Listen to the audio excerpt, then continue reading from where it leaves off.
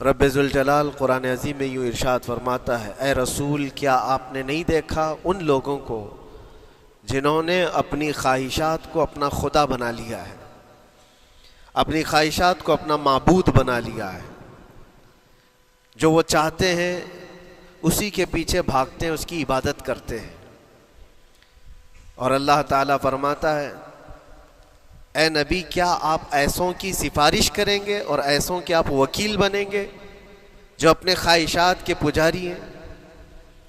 اور اللہ فرماتا ہے ان میں سے تو اکثر ایسے ہیں کہ انہیں عقل نہیں ہے، وہ جانوروں سے بھی بدتر ہیں، جو اپنے خواہشات کے پیچھے بھاگ رہے ہیں۔ شیخ اعظم سیدنا محی الدین ابن عربی رحمۃ اللہ تعالی علیہ، ان کی کئی چیزیں لوگوں میں ایسی بھی مشہور تھی کہ شیخ محی الدین ابن عربی ایسے ایسے الفاظ بول جاتے ہیں جو شریعت میں ہوتے نہیں ہیں، بہت سارے مسائل ان کے ہیں۔ لیکن ایک بار شیخ محی الدین ابن عربی بیٹھے ہوئے تھے، کرسی پر ہیں، سامنے مریدین بھی ہیں، بہت سارے ملنے والے لوگ بھی آئے ہوئے ہیں۔ اسی اثنا میں انہوں نے ایک جملہ ایسا کہا، واقعی اگر آپ کے سامنے بھی ایسی بات آئے تو آپ بپھر جائیں۔ شیخ محی الدین ابن عربی کہتے ہیں، اے لوگوں جو تم سب یہاں میرے پاس بیٹھے ہو، تمہارا خدا میرے پاؤں کے نیچے ہوتا ہے، تمہارا خدا میرے قدموں کے نیچے ہوتا ہے۔ سب ظاہر سی بات ہے جیسے ایسا جملہ سنا تو اٹھ کر کے لوگ بھاگنا شروع ہو گئے کہ آدمی کافر ہو گیا۔ شیخ اعظم ہیں یہ حضرت محی الدین ابن عربی، جن کی بہت ساری کتابیں ہیں، تصوف میں آپ کا ایک بہت بڑا باب ہے۔ لوگ اٹھ کر کے ادھر سے ادھر چلنے لگ گئے کہ ایسے ایسے جملے بول رہے ہیں، یہ محی الدین ابن عربی کو ہو کیا گیا؟ خدا پیروں کے نیچے ہوگا؟ کفریہ جملہ ہے۔ سب تو چلے گئے، دو باقی رہ گئے جو مخصوص مریدین میں سے تھے۔ انہوں نے کہا کہ حضور جو جملے سنے ہم کو بھی کانوں پر یہ وزن لگ رہے ہیں، لیکن کیوں کہا آپ نے ایسا؟ اس کا کچھ معنی ہے؟ آپ جیسے عظیم المرتبت بزرگ سے ایسا جملہ کیسے ممکن ہے؟ انہوں نے فرمایا کہ ان سب کو بھی تو یہ پوچھنا چاہیے تھا میرے بولنے کا مطلب کیا ہے۔ فوراً بدگمانی کیا اور بھاگ گئے۔ تم دو باقی رہ گئے، میں بتاتا ہوں کہ میں نے یہ جملہ کیوں کہا تھا۔ کرسی پر بیٹھے تھے اور چٹائی نیچے بچھی ہوئی تھی یا قالین بچھی ہوئی تھی جس پر لوگ بیٹھے ہوئے تھے۔ آپ نے اپنے ان دو مریدین سے کہا یہ چٹائی اٹھاؤ۔ چٹائی اٹھائی تو دیکھا وہاں پر سونے کے چاندی کے سب سکے رکھے ہوئے تھے جو شیخ محی الدین ابن عربی کے پیروں کے نیچے تھے۔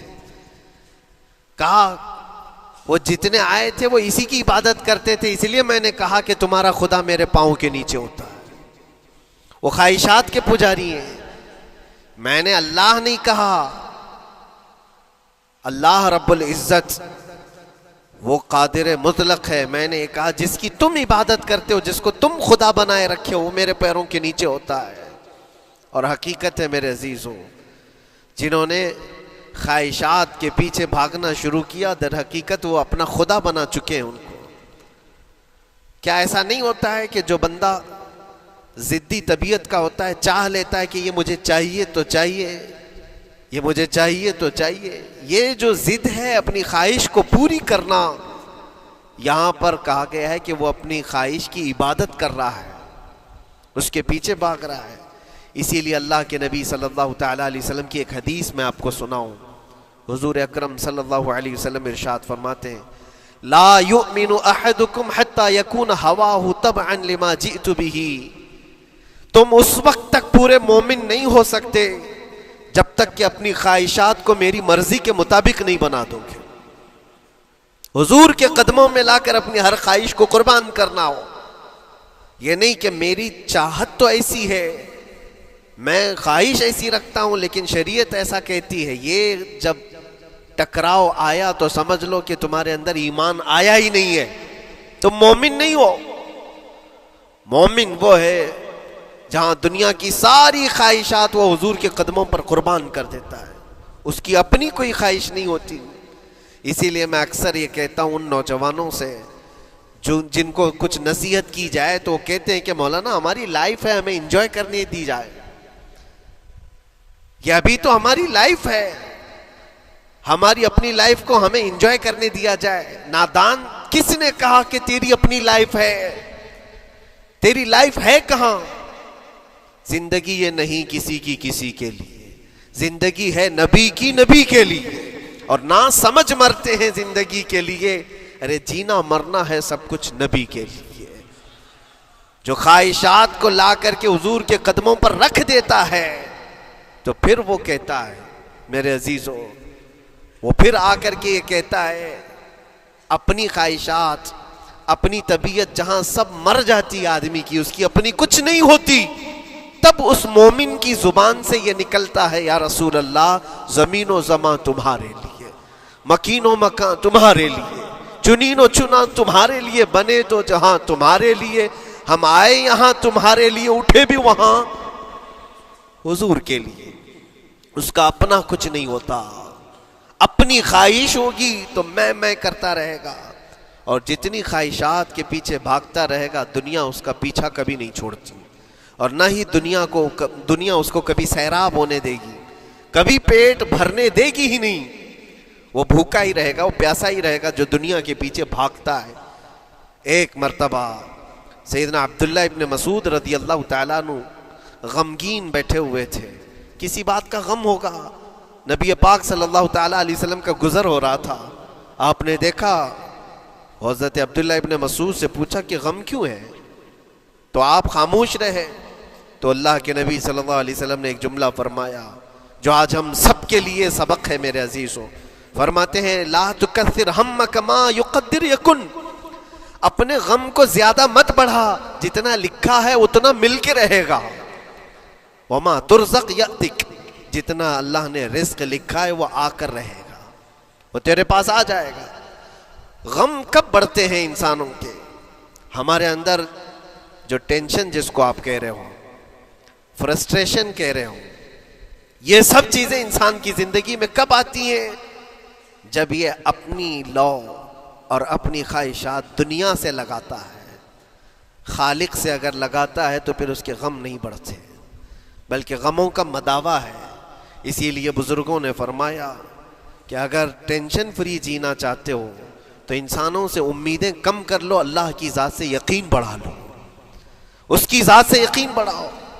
ہم نے دیکھا ہے اپنی زندگی میں جس سے ہم ملتے رہے, جس سے کچھ خواہشیں رکھتے رہے, یا جس کے متعلق کچھ امیدیں وابستہ کر رکھی, یہاں امیدیں ٹوٹ جاتی ہیں, پھر انسان کا غم بڑھتا ہے, انسان مغموم ہو جاتا ہے. اللہ کی ذات سے جو وابستہ ہوا اور وہاں جو آس لگایا وہ ہر دن بشاشت کے ساتھ جیتا ہے, یقین کے ساتھ جیتا ہے. اسی لیے میرے عزیزوں, یہاں جس نے بھی اپنے خواہشات کو دنیا کے ساتھ لگایا ہے اسے کم کرنا ہے. لا تکثر ہمک ما یقدر یکن, اللہ کے نبی فرماتے ہیں اپنے غموں کو زیادہ مت کر, جتنا لکھا ہے اتنا تجھے مل کر رہے گا. اس دار فانی میں, اس عمل کی دنیا میں ہم نے اپنے بہت ساری چیزیں پھیلا رکھی ہیں. ایک چیز میں آپ کو بتاؤں کہ کبھی کبھار میں دیکھتا ہوں موبائل کو, اب سب کے ہاتھوں میں موبائل ہے, اور کبھی کبھار یہ اسٹک بھی ہوتا ہے. اچھی کمپنیوں کے موبائل بھی اسٹک ہو جاتے ہیں, یا تو کبھی بہت زیادہ بیٹری گرم ہو جاتی ہے اور موبائل بھی گرم ہونے لگتا ہے. پھر اس کا حل کیا ہے؟ ایکسپرٹ سے پوچھتے ہیں موبائل کبھی ہینگ ہو رہا ہے یا کبھی بہت بیٹری گرم ہو رہی ہے, اس کے ریزن کیا ہے؟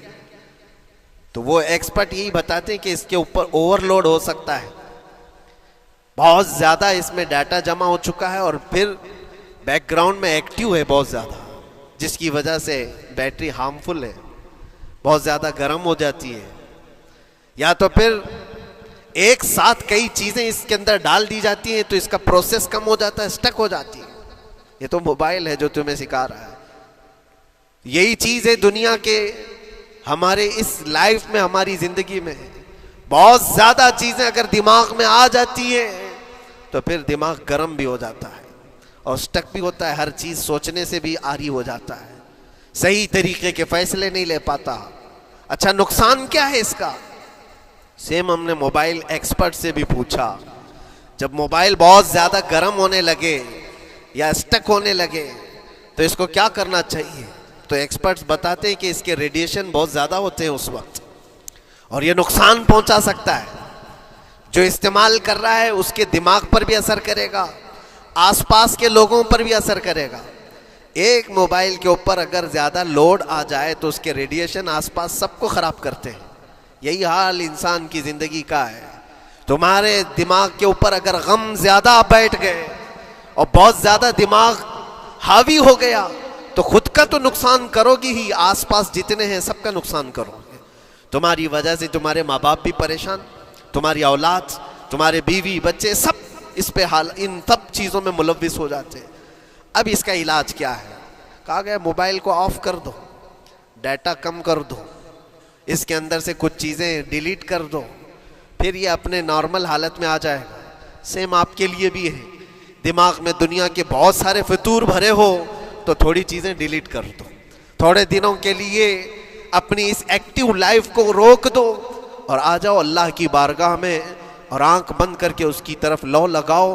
اس لیے کہ ہماری بیٹری جو چارج ہوگی وہ خالق کائنات سے ہی ہوگی, بنانے والا ہی بہتر جانتا ہے اس کی زندگی کس چیز سے چلتی ہے. اور اسی لیے کہا ہے, امام غزالی رحمۃ اللہ تعالی علیہ فرماتے ہیں, جو بندہ اللہ کے ذکر سے کئی دن تک غافل ہوتا ہے تو مردہ لاش ہے جو چل رہا ہے, بازاروں میں جو چل پھر رہا ہے, ذکر الہی نہیں کرتا تو اس کی روح ختم ہونے کے قریب آئی ہے, یہ زندہ لاش ہے. یہاں زمانے ہو گئے, مہینوں بیت گئے, برسوں ہو جاتے ہیں, کتنے دن ایسے ہیں آپ نے اللہ کے ذکر کے لیے الگ سے وقت نکالا ہو؟ کہاں ہے وقت؟ نماز بھی ایسے پڑھ کر کے بھاگ جاتے ہیں جیسے لگتا ہے کہ کوئی چیز ہمارے اوپر سوار تھی, جلدی سے ہٹا دی اور بھاگ گیا. نہیں میرے عزیزوں, ہماری روح جب بیمار ہوتی ہے, ہماری روح کو جب بھوک لگتی ہے تو اللہ کے ذکر سے اس کا علاج بھی ہوتا ہے اور اس کو رزق بھی ملتا ہے. لیکن ہم رزق دیتے ہی نہیں. کبھی آپ نے دیکھا ہماری باڈی کو, صبح ناشتہ نہ کرو, دوپہر میں کھانا نہ کھاؤ تو شام تک ہمارا جسم ہچکولے لینے لگتا ہے, چکر آنے لگ جاتے ہیں. کیوں؟ جسم 2 وقت کے کھانے کو چھوڑنا برداشت نہیں کر پاتا, کمزوری آ جاتی ہے. جسم کو بھوک لگتی ہے, ہمیں کھانا دینا اسے ضروری ہے. اسی طرح اللہ نے ہماری جو روح بنایا ہے, روح کو بھی رزق کی ضرورت ہے. اور روح کا رزق کیا ہے؟ روح کا کھانا پینا کیا ہے؟ کاجو بادام میوے پستے کھا کر کے روح کو طاقتور نہیں بنا سکتے. فرمایا گیا روح کی غذا اللہ کا ذکر ہے. جب بندہ اللہ کا ذکر کرتا ہے تو اس کی روح کو طاقت ملتی ہے اور روح کمزور نہیں رہتی, طاقتور بن جاتی ہے. عزیزان گرامی وقار, پھر میں خلاصتاً یہ بات کہوں گا کہ ہم نے دنیا میں اتنی ساری چیزیں پھیلا لی ہیں, اتنے سارے, جس کی وجہ سے غموں کا بوجھ ہمارے دماغ پر طاری ہے. اور ایک وقت وہ آئے گا جب ساری چیزیں چھوڑ کر کے فوراً بھاگنا پڑے گا, نکلنا پڑے گا. کچھ لوگوں کے متعلق کہا گیا ہے کہ روح نکلنے کے وقت اس کو بہت تکلیف ہوتی ہے, سب کے لیے نہیں. کچھ ایسے لوگ ہیں جن کے روح نکلنے کے وقت درد زیادہ ہوتا ہے, تکلیف زیادہ ہوتی ہے مرنے کے وقت. پوچھا گیا کیوں؟ کہا کہ یہ روح جو ہے اس کی ساری بنائی ہوئی چیزوں میں اٹکی ہوئی ہے, اس کی اولاد میں بھی ہے, اس کے مال میں بھی لگی ہوئی ہے, اس کے گھر میں بھی لگی ہوئی ہے, اس کے جائیداد میں بھی لگی ہوئی. روح جب نکل رہی ہوتی ہے ان سب چیزوں سے بھی نکل رہی ہے, جہاں جہاں اس کی خواہشات لگی ہوئی تھی سب جگہ سے کھینچا جا رہا ہے, تو درد بڑھتا چلا جاتا ہے, تکلیف بڑھتی چلی جاتی ہے. اور پھر وہ جب دیکھ رہا ہوتا ہے خالی ہاتھ جا رہا ہو, تکلیف زیادہ ہوتی. اسی لیے میرے عزیز و اللہ کے نبی صلی اللہ تعالیٰ علیہ وسلم کا جب آخری وقت آیا, آپ کے وصال کا وقت آیا, حضور نے اپنی بیویوں کو بلایا, ازواج مطہرات کو بلایا اور پوچھا کہ کس کے پاس کتنا سونا ہے, کتنا زیور ہے. ازواج مطہرات نے کہا میرے پاس اتنا ہے, ان کے پاس اتنا ہے. سب نے اپنے چاندی سونے کے زیورات لا کر پیش کر دیا. حضور پاک صلی اللہ علیہ وسلم نے فرمایا اے میری بیویوں, اے میری ازواج, اگر تم چاہو تو یہ سب اللہ کی راہ میں خیرات کر دو, اللہ کی راہ میں اس کو وقف کر دو, خیرات کر دو. بیویوں نے پوچھا یا رسول اللہ صلی اللہ علیہ وسلم کیا آج سے سونا چاندی پہننا حرام ہو گیا ہے؟ کیا ہمارے لیے ناجائز ہو گیا ہے؟ نبی پاک صلی اللہ علیہ وسلم نے فرمایا نہیں، زینت تو تمہارے ہی لیے ہے، سونا اور چاندی تمہارے لیے ہے، حرام نہیں ہے، ناجائز نہیں ہے، لیکن میں دیکھ رہا ہوں میری زندگی کا آخری وقت آ گیا، میں رب ذوالجلال کی بارگاہ میں جانے والا ہوں، میں یہ چاہتا ہوں کہ اس حال میں دنیا سے جاؤں کہ میرے گھر میں سونا چاندی کا کوئی ٹکڑا پڑا ہوا نہ ہو اور اللہ کی بارگاہ میں فقیر اٹھایا جاؤ۔ یہ نبی پاک صلی اللہ تعالیٰ علیہ وسلم کی خواہش ہے کہ میں اللہ کی بارگاہ میں اس حال میں جاؤں کہ میرے گھر میں کوئی چیز رکھی ہوئی نہ ہو، سونا اور چاندی، مال و دولت، کیونکہ میرے عزیزوں اسی سے اندازہ کرو انسان اپنی خواہشات میں اتنا گھر جاتا ہے کہ اس سے نکلنا اس کے لیے مشکل ہوتا ہے، اور روح نکلنے کے وقت یہی تو تکلیف ہوتی ہے کہ کہاں کہاں کیا کیا بنایا تھا، کتنا جمع کیا تھا، حساب کرتے کرتے اس کی روح نکل جاتی ہے۔ ہم نے دیکھا ہے، میں اپنا ایک تجربہ بتاتا ہوں، عمرہ سے ہم واپس آ رہے تھے، 40 لوگوں کا قافلہ تھا، ایئرپورٹ پر پہنچے، بہت تاخیر ہو چکی تھی اور فلائٹ کا وقت بہت کم رہ گیا تھا، اور حاجی لوگ ماشاءاللہ جاتے ہیں تو خوب بھر بھر کر کے سامان بھی لیتے ہیں، کیا کیا سامان تھے سب کے پاس، اور ہمارا بار بار جانا آنا ہوتا ہے، میں کبھی کوئی زیادہ چیزیں رکھتا نہیں۔ ہم تو آگے نکلے، گروپ پورا تھا اور سارے لوگ سامان لے کر کھڑے تھے، وقت گزرتا گیا، فلائٹ جہاں چیک ان ہو رہا تھا سامان، انہوں نے کہا کہ 25 کلو سے زیادہ کا الاؤڈ نہیں ہے، اور یہاں 40 کلو لے کر بیٹھے ہوئے تھے، میرا تو تھوڑا سا لے لے، تیرا تو تھوڑا سا لے لے، ایک دوسرے کو پیش کر رہے ہیں۔ 3-4 لوگوں نے تو مجھے پکڑایا کہ آپ کے پاس سامان کم ہے مفتی صاحب، آپ تھوڑا سا ہمارا لے لو، جس کا لے سکتے تھے لے لیا۔ پھر اس کے بعد 1 گھنٹے سے کم ٹائم بچا تھا، انہوں نے کاؤنٹر کلوز کر دیا، میں نے دیکھا 20 سے 25 حاجی ایسے ہیں جن کا سامان بکھرا ہوا ہے، اور کیا لے جا سکتے ہیں ہاتھ میں، وہ بھی 7 کلو 8 کلو اتنا ہی تھا۔ ان کی خواہشات میں دیکھ رہا تھا، کوئی مسلح اٹھاتا ہے، کوئی کھجور اٹھاتا ہے، کوئی کہتا ہے نہیں میرے بچوں کے لیے کھلونے لیا تھا اس کو لے لیتا ہوں، وہ لے لو تو مسلح چھوڑنا پڑتا ہے، یہ لے لو تو کھجور چھوڑنا پڑ جاتا ہے۔ کسی نہ کسی طرح سے وہ لوگ آخری وقت 2-4 چیزیں لے کر کے نکل رہے تھے، اور بکھرا ہوا پورا سامان ایئرپورٹ پر ایسے ہی موجود تھا، 1-2 کلو نہیں، کتنے کلو کا سامان چھوڑ کر کے یوں ہی آنا پڑا۔ یا تو پھر فلائٹ کے سفر پہ جاؤ یا سامان میں لگے رہو، 2 ہی آپشن تھے، اور کون وہ چھوٹے سامان کے لیے اپنا سفر ملتوی کرتا۔ واپس آئے، حسرت بھری نگاہوں سے دیکھتے رہے اپنے سامان کو، اور پھر اندر آ کر جب بیٹھے میرے ذہن میں یہ بات گونجنے لگی، یہی حالت ہوتی ہوگی جب انسان دنیا سے جا رہا ہوتا ہے، جب یہاں سے رخصتی کا وقت آتا ہے اور ملک الموت سر پر آ کر کھڑا ہو جاتا ہے، روح نکلنے کے لیے بھی تھوڑا سا وقت باقی ہے، بس منٹوں میں بھی نہیں رہ گیا، جب اس کو نظر آتا ہے اب یہ سوچتا ہے اتنی نمازیں باقی رہ گئی، اتنی زکوٰۃ بھی رہ گئی، حج بھی تھا، اور بھی کچھ چیزیں کسی کے دینے کے باقی تھے، قرضے بھی تھے، کس چیز کی نصیحت کروں، کس چیز کی وصیت کروں؟ فلاں جگہ ایک گھر خرید کر کے اس کے ڈاکیومنٹ تو وہاں رکھا تھا، بیٹے کو بھی نہیں بتایا، بیٹی کو بھی نہیں بتایا، پتہ نہیں کس کے ہاتھ لگ جائے گا۔ یہ خواہشات گھومتی رہتی ہیں، وہ کسی کو بتا بھی نہیں پاتا، ادھر ملک الموت روح نکال کر نکل پڑتے۔ یہ انسان کی شارٹ لائف ہے، مختصر سی زندگی ہے، جہاں یہ خواہشات دھری کی دھری رہ جاتی ہیں۔ اسی لیے شیخ سعدی نے بہت اچھی بات فرمائی، ایک بادشاہ نے اعلان کیا تھا اپنے وزیروں میں سے ایک کو، اس سے بہت خوش ہوا اور کہا جا آج تجھے میں اتنی جائیداد دوں گا، اتنی زمین، اتنی پراپرٹی دوں گا، جتنا تو اپنے ہاتھ میں ایک لکڑی لے کر گھیر دے گا، جتنی زمین تو گھیرے گا اتنی تیرے نام لکھ دوں گا، لیکن اس کے لیے ایک شرط ہے، صبح یہ لکڑی لے کر تو راؤنڈ مارنا اور اتنا گول سرکل بنانا سورج ڈوبنے سے پہلے پہلے تک، جتنی زمین گھیر لے گا وہ پوری تیرے نام پر۔ اس نے سوچا کہ اتنی بڑی زمین میں گھیر سکتا ہوں، ایک پورے دن میاں ممبئی والے اچھی طرح جانتے ہیں 4x4 کی جگہ مل جائے تو یہاں کتنی بڑی غنیمت ہوتی، اور اس بندے کو بادشاہ نے کہا لکڑی ہاتھ میں لے لے اور لکیر کھینچ، شام ہونے سے پہلے جتنا کرے گا پورا تیرے نام پر۔ وہ نکلا، اور جب لکیر کھینچتے کھینچتے جب چلنے لگا، پیچھے مڑ کے دیکھتا تھا بہت لمبی ہو گئی ہے، اتنی زمین میرے نام پر ہونے والی ہے. دوپہر ہو گئی, وہ واپس آنا نہیں چاہ رہا ہے. واپس آ کر کے سرکل پہ ختم تو کرنا ہے جہاں سے شروع کیا تھا. سوچتا اور تھوڑا سا, اور تھوڑا سا, اور تھوڑا کرتے کرتے وہ اثر ہو گئی اس کی. اب اس کو لگا کہ واپس پلٹنا چاہیے. کئی کلومیٹر ہو گئے تھے, اتنے کلومیٹر کی زمین اب وہ اپنے نام پر کروانے والا تھا. لیکن جب واپس پلٹنے کا وقت آیا, سانس پھولنے لگ گئی, کیونکہ صبح سے چل رہا ہے, کھایا بھی نہیں ہے, پیا بھی نہیں ہے, جس چیز کو جمع کرنے کے لیے دوڑتا رہا. اب سورج پیلا پڑ گیا, ڈوبنا کے وقت قریب آنے لگا تو اب بھاگنا شروع کیا. بادشاہ اور اس کے وزیر انتظار کر رہے تھے کہ یہ لوٹے گا بھی. اب دیکھا بڑی دور سے یہ دوڑتا دوڑتا آ رہا ہے, اپنی لکڑی کو لکیر زمین پر کھینچتے ہوئے کہ جلد سے جلد اپنے اس پوائنٹ پر پہنچ جاؤں جہاں سے شروع کیا تھا. سانس پھولنے لگ گئی, دوڑتے دوڑتے ہانپنے لگ گیا. سورج ڈوبنے کے قریب آ گیا, آخری کرنیں باقی تھی اور اس کا پوائنٹ بھی قریب آ گیا تھا.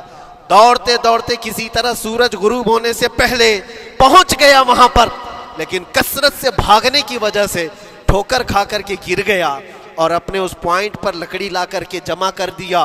بہت بڑا سرکل, بہت بڑی لکیر کھینچا تھا, لیکن ایسا گرا کہ دوبارہ اٹھ نہیں سکا. جب سپاہی اٹھانے کو آئے تو اس کی موت ہو چکی تھی, اس کی روح نکل چکی تھی. اتنا دوڑا تھا, اس کی روح نکل گئی.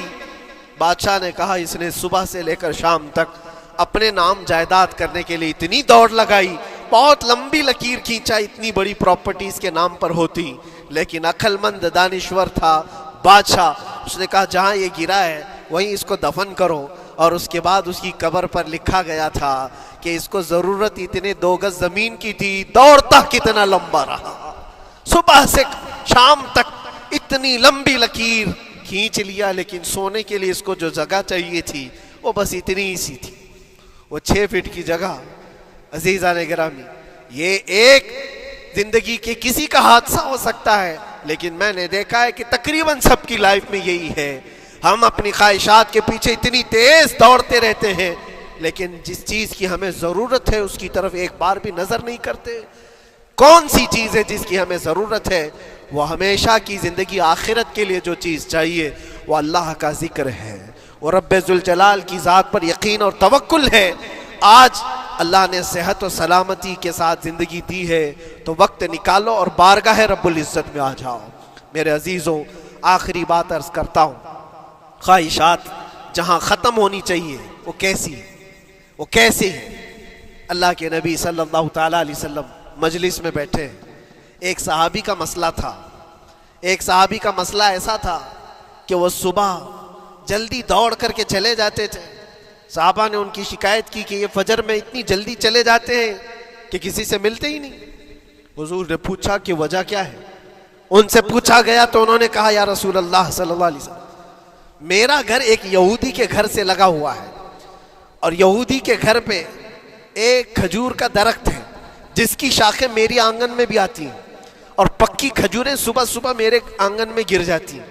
میں اس لیے جلدی دوڑ کر کے جاتا ہوں, میرے بچے اٹھنے سے پہلے وہ کھجوریں جمع کر کے میں اس یہودی کو دے دوں کہ کہیں انجانے میں میرا کوئی بچہ وہ کھجور کھا نہ لے, ہمارے لیے وہ حلال نہیں ہے. یہ صحابی رسول کا عمل تھا. اللہ کے نبی صلی اللہ علیہ وسلم نے فرمایا اپنے بچوں کو حلال کھلانے کے لیے اتنی فکر, اتنی فکر. عزیزان گرامی وقار, اب سنیے, یہ تو حالات ایسے ہو گئے یہاں بڑے بڑے درخت ہی نگل گئے, کھجور تو چھوڑے, ڈکار بھی نہیں. حرام چیزوں کے اوپر تو کئی لوگوں کی زندگی آباد. خیر, حضور پاک صلی اللہ علیہ وسلم نے ان کا مسئلہ دیکھ کر کے, ان کی تکلیف کو دیکھ کر کے اپنے صحابہ میں اعلان کیا, کوئی ہے جو اس یہودی کا درخت خرید کر کے میرے اس صحابی کو دے دے, میں اسے جنت میں پورا باغیچہ عطا کروں, جنت میں پورا باغ اسے عطا کروں. صحابہ ظاہر سی بات ہے, ایک بار حضور نے فرمایا تو پھر اس کو حاصل کرنے کے لیے ایسی دوڑ لگتی تھی, سب گئے میں حاصل کر لوں, میں حاصل کر لوں. اب اس یہودی کو منانا تھا کہ تو ایک درخت جو ہے اپنے پڑوسی کو بیچ دے, آنگن میں اس کے ہے, بیچ دے. اب اس کو لگا کہ ان لوگوں کی ضرورت ہے, مجبوری ہے, تو وہ بھی اکڑ کر بیٹھا کہ مجھے بیچنا نہیں, مجھے دینا نہیں. اب سنیے میرے عزیزوں، مدینے میں ایک صحابی ہیں ابو دحداح، اللہ اکبر، کبھی میں پڑھتا ہوں تو حیرت ہوتی ہے۔ ابو دحداح مدینے کے اس صحابی کا نام ہے جن کا باغیچہ پورے مدینے میں سب سے مشہور ہے، ان کی کھجوریں سب سے مہنگی کھجوریں، اوالی مدینہ آج بھی مشہور ہے، جہاں کی اجوا کھجوریں بہت پسند کی جاتی ہیں۔ ابو دحداح کا باغیچہ بنا ہوا تھا، بڑا خوبصورت تھا، لوگ مثال دیتے تھے، تعریفیں کیا کرتے تھے، ابو دحداح کا باغیچہ مدینے میں سب سے قیمتی باغیچہ ہے۔ ابو دحداح حضور کی بارگاہ میں آتے ہیں، کہتے ہیں یا رسول اللہ صلی اللہ علیہ وسلم، اگر میں اس ایک درخت کو خرید کر کے وقف کر دوں تو کیا میرے آقا مجھے بھی ملے گا جنت میں؟ اللہ کے نبی نے فرمایا جو میں نے وعدہ کیا ہے وہ تجھے بھی عطا کیا جائے گا۔ ابو دحداح کہتے ہیں اس یہودی کے پاس سیدھے آتے، کہا کہ تو ایک درخت بیچ دے گا، بدلے میں تجھے بہت اچھی قیمت دیتا ہوں۔ اس نے کہا کیا دو گے؟ کہا مدینے میں ابو دحداح کا باغیچہ تمہیں پتہ ہے؟ اس نے کہا ہاں جانتا ہوں، نام بہت سنا ہوا ہے۔ کہا وہ پورا باغیچہ اس ایک درخت کے بدلے دے دیا جائے گا، ایک درخت کے بدلے دے دیا جائے گا۔ اس یہودی نے کہا کیا مذاق کر رہے ہو؟ یہ کیا مذاق ہے؟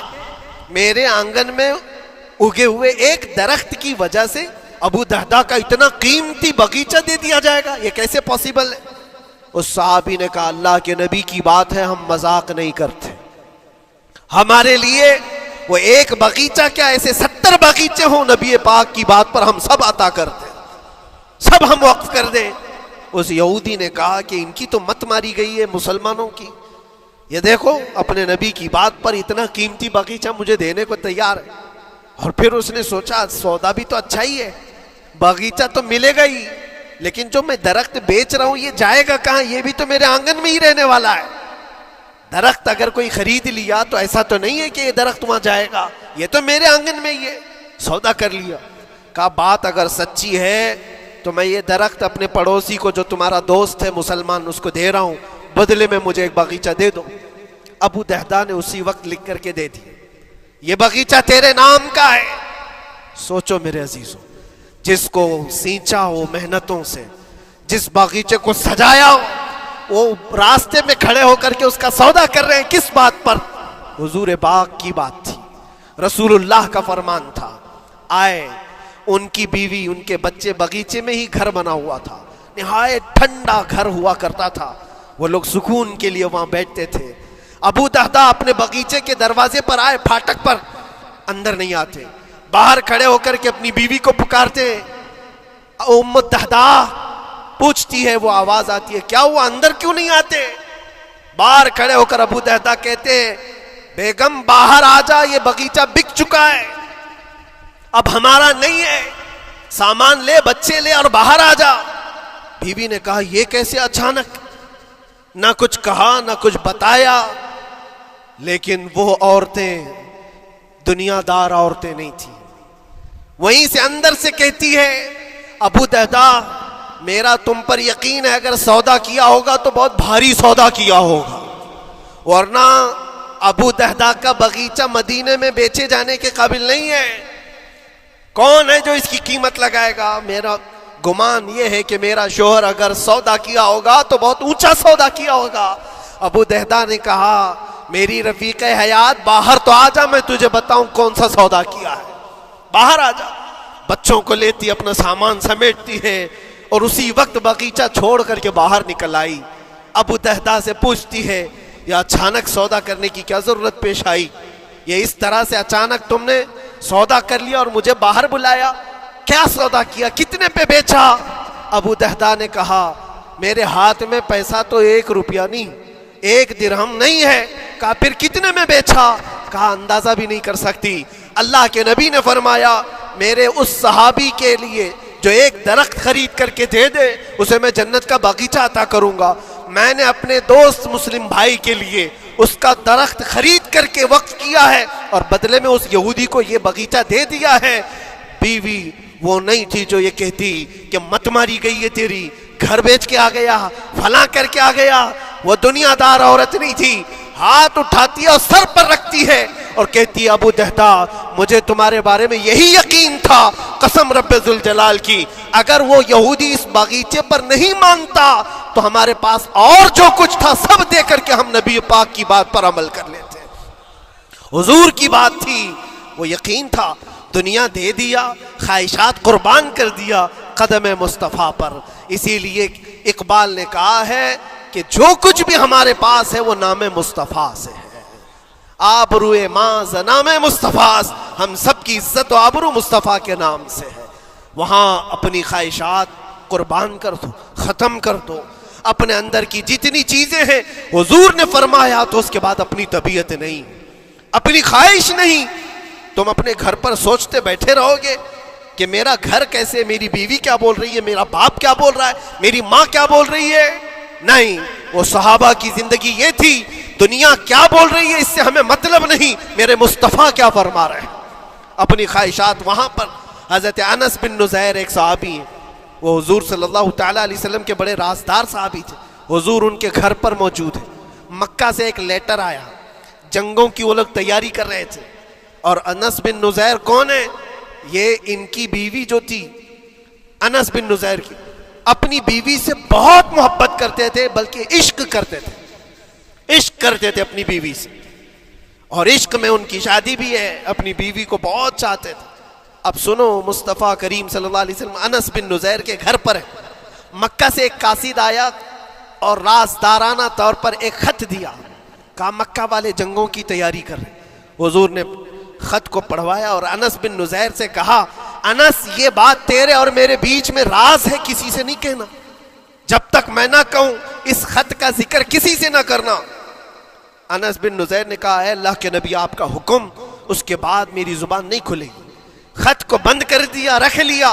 حضور جب تشریف لے گئے گھر سے, ان کی بیوی, ان کی محبوبہ, ان کی رفیق حیات جس کو بہت زیادہ چاہتے تھے آئی. کہا انس, رسول اللہ گھر پر آئے تھے, کچھ راز کی بات چل رہی تھی, کیا بات چل رہی تھی؟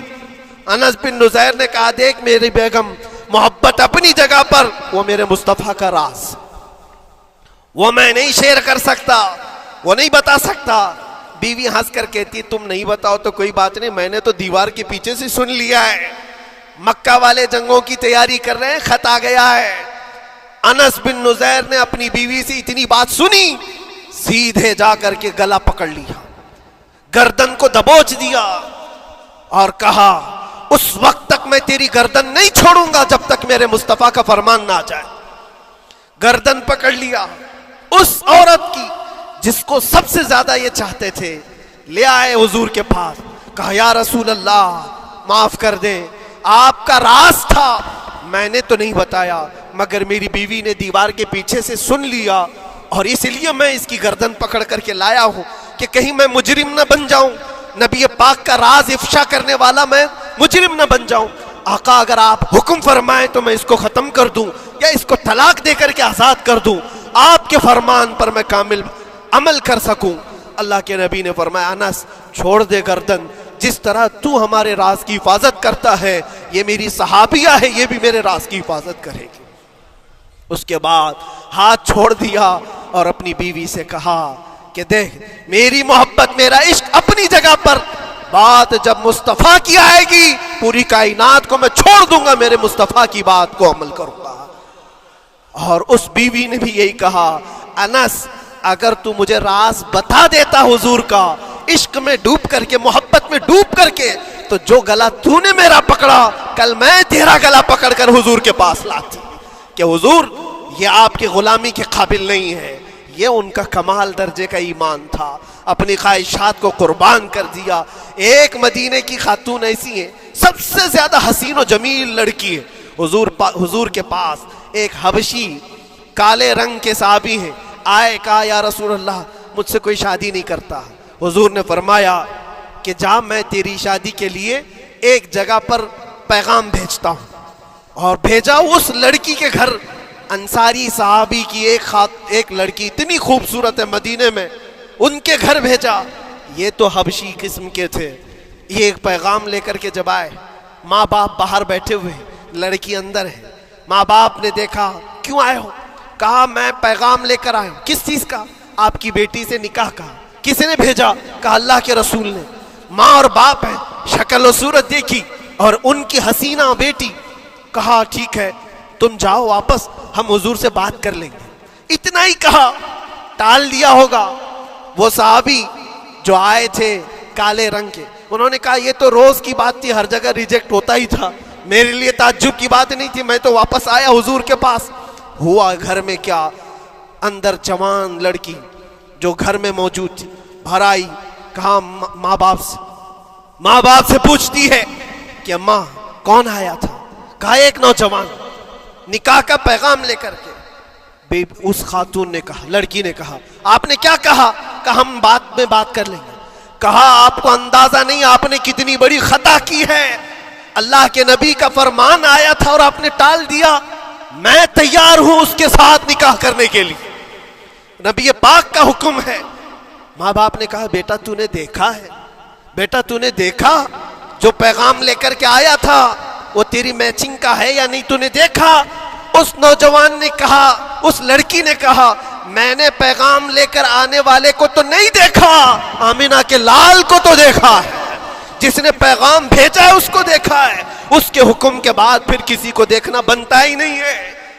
وہ دونوں ماں باپ دوڑتے ہوئے حضور کے پاس آئے، اور وہ صحابی ابھی بتا ہی رہے تھے کہ میں ریجیکٹ ہو کر کے آیا ہوں، تبھی ماں باپ بھی دوڑ کر کے آئے، کہا یا رسول اللہ خطا ہو گئی، ہم نے تاخیر کی آپ کے حکم میں، اے اللہ کے نبی ہم راضی ہیں، اپنی بیٹی کا نکاح انہی کے ساتھ کریں گے جن کا پیغام آپ نے بھیجا ہے۔ کیا اپنی خواہشات کو حضور کے قدموں میں لا کر قربان نہیں کیا؟ لیکن نکاح ہوا بھی، وہ نوجوان عبداللہ اسود نکاح کا ہے، حضور نے نکاح کروا دیا مسجد نبی، اور حضرت عثمان سے کہا کہ ان کو کچھ پیسہ دے دو، مال دے دو، شادی کا سامان تو خرید لے، جہیز لے لے، اپنا گھر سجا لے۔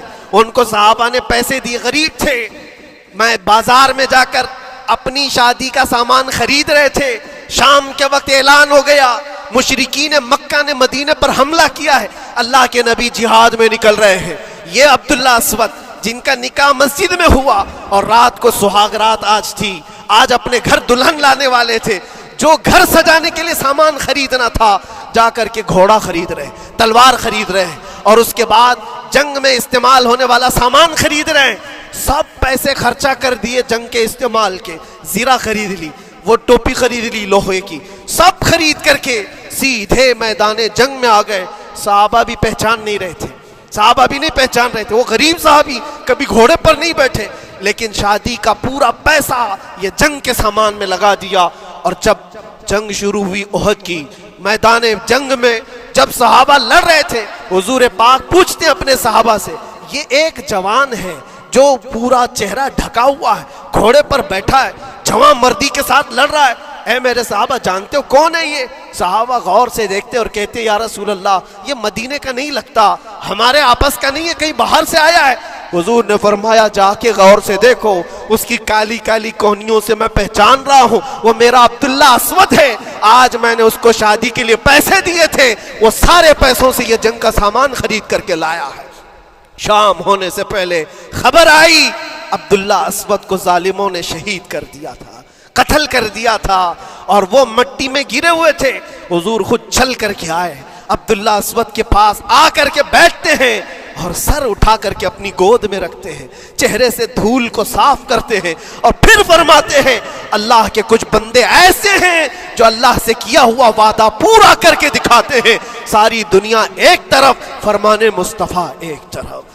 میرے عزیزوں، یہ خواہشات کی قربانیاں ہیں جب جا کر کے ایمان تکمیل پاتا ہے۔